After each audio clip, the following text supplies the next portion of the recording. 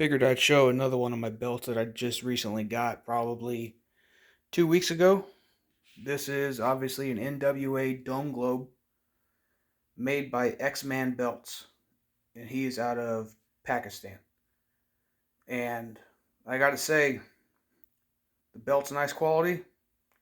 The transaction was smooth. I'll even get into a little bit of story what happened to me in the whole building process, the making of this, and a little delay on my part. But so for at the time that I bought it, I think he's upped his prices recently because he's had to. But it was $310. So it was 155 down. When he completes the belt in about 3 weeks, maybe 4 weeks, he wants the other half of the money. He sends you pictures along the way. Very responsive, very receptive. Um, I told him how I wanted it, and there's one little detail that I forgot to mention, but I didn't mention it, and I got to live with it now. So oh well. But I'll get to that in a second. But yeah, overall, great belt maker, great guy to do business with. Can't recommend enough. So you have the classic Dome Globe main plate, and then you got, this is a stickler of mine when I've seen these side plates and they have the Canadian flag and it has the maple leaf. The current Canadian flag does have a maple leaf, but at the time when this belt was on TV, it had that flag. So I wanted to make sure he put that flag on that plate. And then the Australian plate, I can't complain about that. That looks stellar. And I mentioned to him, if you look at a lot of the current NWA Dome Globes, especially the ones made by Fondue, you'll see that the banner above the flag, is black and the letters are painted in white. I wanted it this way because this is the way it was back in the 80s when Flair had it and Dusty had it. And then over here,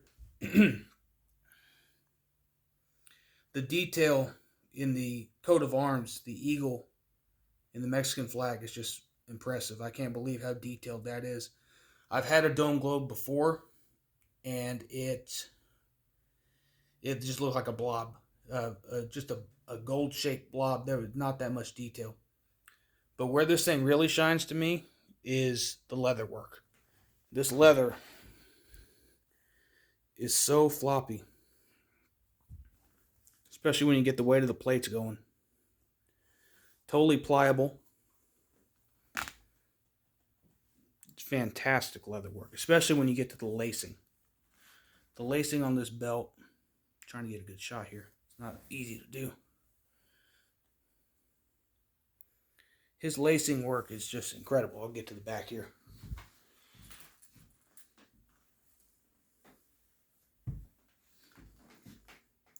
Nice smooth backing. Couldn't ask for anything better than that. There's a little bit better shot of the lacing.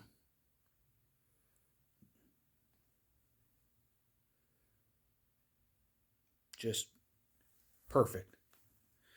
Now the one flaw, which was my doing, I didn't mention this, but I've since talked to him, and I guess this is the way he makes these belts anyway, so unless it's a special request, I don't think he does it this way.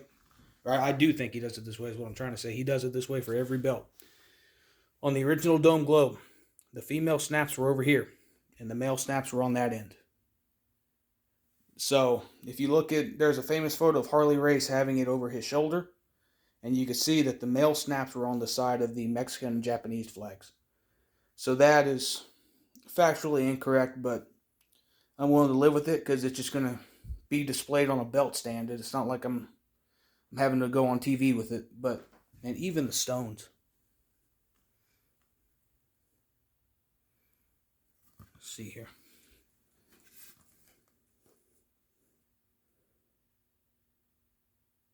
Yeah, for $310 and shipped via DHL and was at my house within a week. I'd say 5 days. So Cannot recommend X-Man belts enough. This will not be my only belt for sure.